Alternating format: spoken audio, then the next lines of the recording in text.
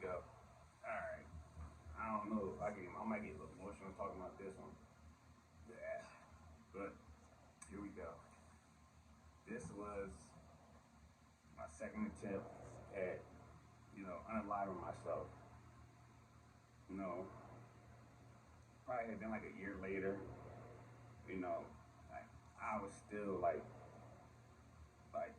you know, mentally, like my mind was just gone. Like I was, man. I remember one time I took a shower and I looked in the mirror. I didn't recognize myself. I was like, man, I really didn't recognize myself. Like, I really didn't. I was like, I knew who I was. Like, it was just so crazy, And like I said, like the people I was around, they didn't understand my situation. Nobody did. Like, and how could you? You didn't experience what I experienced. So, could I relate to it? And the illest part, like the illest part about all of this, the illest part is, you know, Mary, the woman that gave birth to me. This woman had a degree in psychology. She pretty much dealt with people, you know, that had issues or anything like that.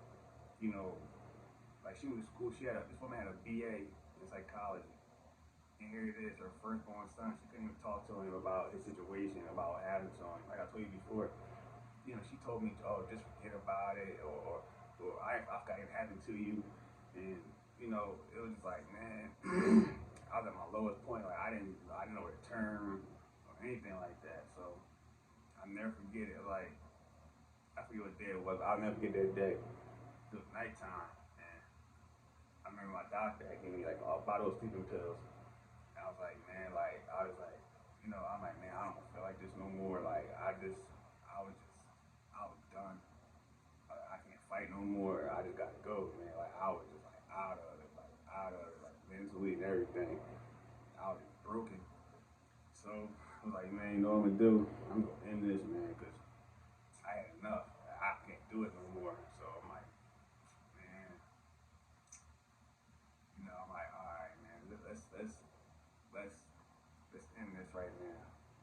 And so give me a second. All right, I'm gonna keep going.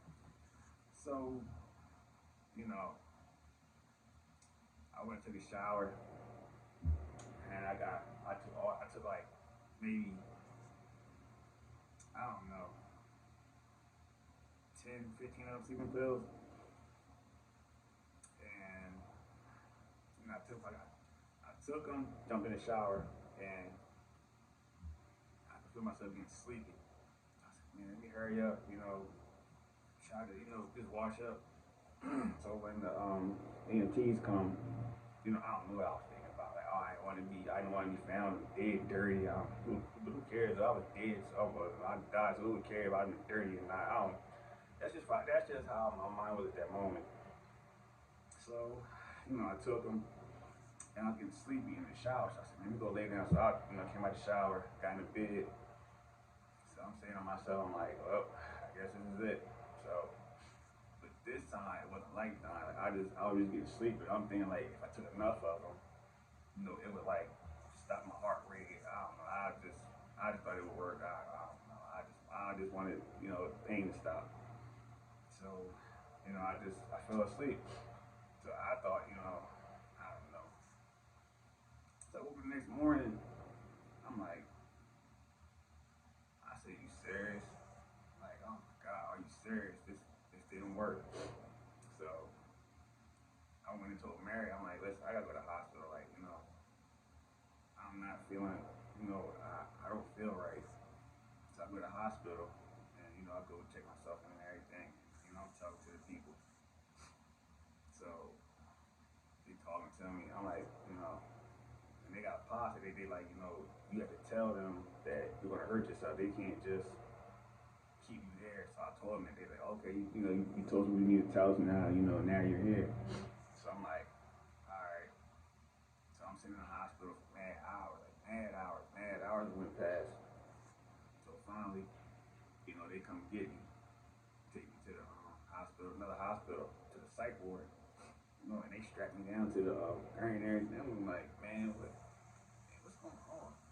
So I get to the hospital, and it's like, they took me to this one floor. It's like I was in jail. It's like they had to get buzzed in, and you know, they strip search you and everything. I'm like, what kind of hospital is this? Like, I gotta take all my clothes off. I feel like I'm in jail. So they, you know, admit me and everything. So they put me in a room with this dude, you know, and you know, I go to sleep the next morning. So me and the dude talking, you know, just general discussion. So we talking. So I'm like, you know, he's a cool dude, you know, like a regular dude. So I'm like, what you in here for, man? He's like, he said he had homicidal thoughts and something else. And, you know, I mean, just by talking to him, he didn't seem like that. Like, you know, I look at a lot of people, you know, if you talk to them, you know, you know, they can kind of de-escalate stuff like that. And it was just so. I said, just talking to him, I would never think that he had, you know, that kind of some kind of thoughts in his head. Like a pretty cool dude to me. Like, you know, the whole time I was there for like a week. The whole time I was there, you know, we never had no issues. I would come in the room, we speak, hey, what's going on, you know, just general conversation. So the whole week I'm there, you know, it's you know, it was a hallway, you know, like a hospital room, hospital hallway. You know, you walking down the hallway, and I was walking down the hallway, just you know, just trying to, you know, pass the time, whatever. And the crazy thing was the hallway was in, it was like it was locked off, like you had to get buzzed in. It was literally like in jail. I'm looking like, so y'all so call yourself trying to help somebody. It's like how you help somebody keep us cooped up in this one wing of the hospital. You know, they had a payphone in the hallway. It felt like jail. It felt like jail. And they had people. There was people in some of them rooms that